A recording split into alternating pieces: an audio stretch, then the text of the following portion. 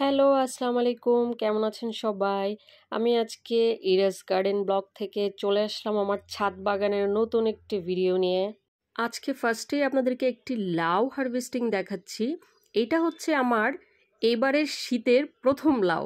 মাশাআল্লাহ, দেখুন কত সুন্দর একটি লাউ। এই যে এই গাছটি থেকে আমি লাউটি হারভেস্ট করলাম।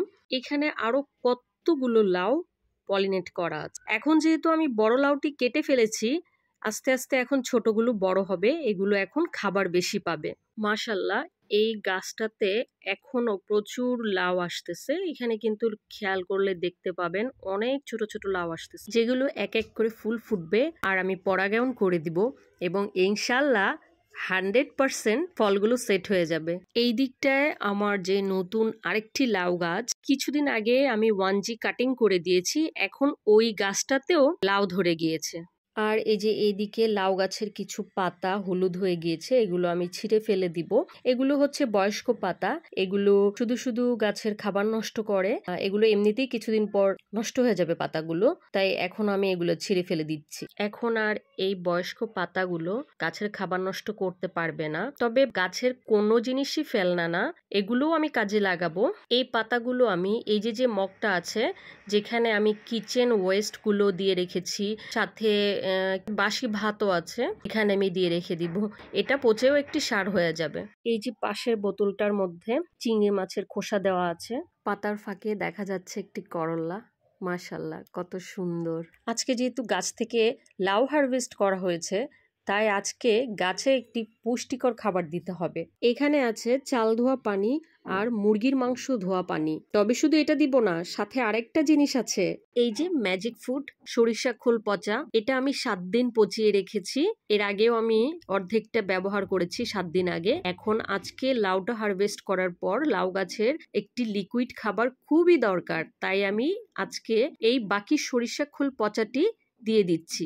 মানে আমি প্রথম যখন ভিজিয়েছি তখন থেকে আজকে মোট 15 দিন হয়েছে। 7 দিন হওয়ার পর আমি একবার ব্যবহার করেছি অর্ধেকটা, আর বাকি অর্ধেকটা আমি আবার 7 দিন পর ব্যবহার করছি। আমি প্রথমেই এখন লাউ গাছে এই খোল পচা পানিটা দিয়ে দিব।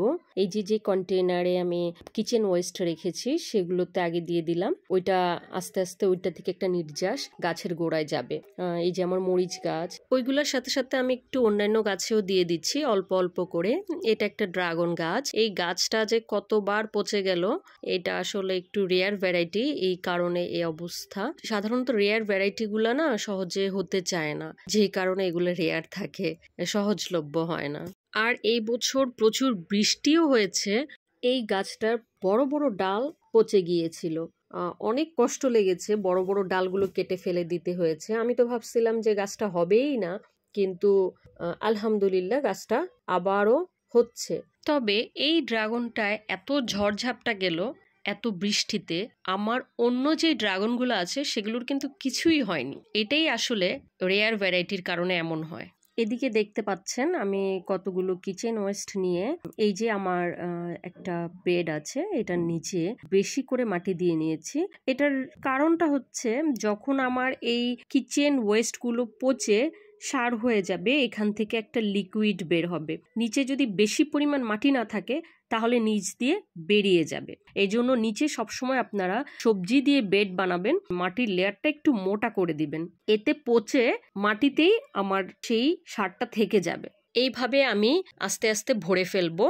একটু করে কিচেন ওয়েস্ট দিব, একটু করে মাটি দিব, এরকম করে যখন পুরোটা ভরে আসবে তখন বেশি করে মাটি দিয়ে দিব, যাতে আমি সাথে সাথেই কিছু লাগিয়ে দিতে পারি। অল্প মাটি দিলে আমার গাছের গোড়াটা নষ্ট হয়ে যাবে, কিচেন ওয়েস্ট গুলো আস্তে আস্তে ডিকম্পোস্ট হবে, তখন ওইখানে একটা গরম ভাব সৃষ্টি হয়, তো সেই গরমটার জন্য গোড়াগুলো পচে যায়।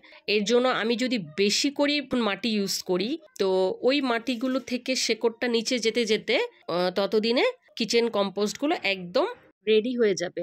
কথা বলতে বলতে আমি আমার আগের বারের চা পাতাগুলো দেখলাম শুকিয়ে গিয়েছে, তাই ওগুলো আমি এক সাইড করে রেখে দিয়েছি।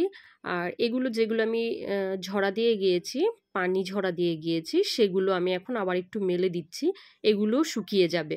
আর যেই পাতাগুলো শুকিয়ে গিয়েছে সেগুলো দিয়ে আমি নেক্সট ভিডিওতে দেখিয়ে দিব কিভাবে আমি টমেটো গাছে ইউজ করব। সাথে আমি ডিমের খোসা কিভাবে মিশাই সেটাও আমি দেখিয়ে দিব। কেউ জানতে চাইলে অবশ্যই আমার নেক্সট ভিডিওটা দেখবেন। আর এদিকে আমার বেগুন গাছটা আপনাদেরকে দেখিয়ে দিচ্ছি। দেখুন বেগুন গাছে কত ফুল এসেছে, প্রত্যেকটা ডালে ডালে ফুল এসেছে। এই গাছে কিন্তু এর আগেও ফুল এসেছিল, তখন গাছটা আরো ছোট ছিল, ডালপালা ছিল না বেশি, তাই আমি সেই ফুলগুলো ভেঙে দিয়েছি। তারপরে এখন এতগুলো ডালপালা নিয়ে আর এত এত ফুল নিয়ে হাজির হয়েছে। তবে সে কিন্তু এমনি এমনি এত এত ফুল নিয়ে আসেনি। এইখানে একটি ম্যাজিক সার আছে, সেটি হচ্ছে পটাশিয়াম সার।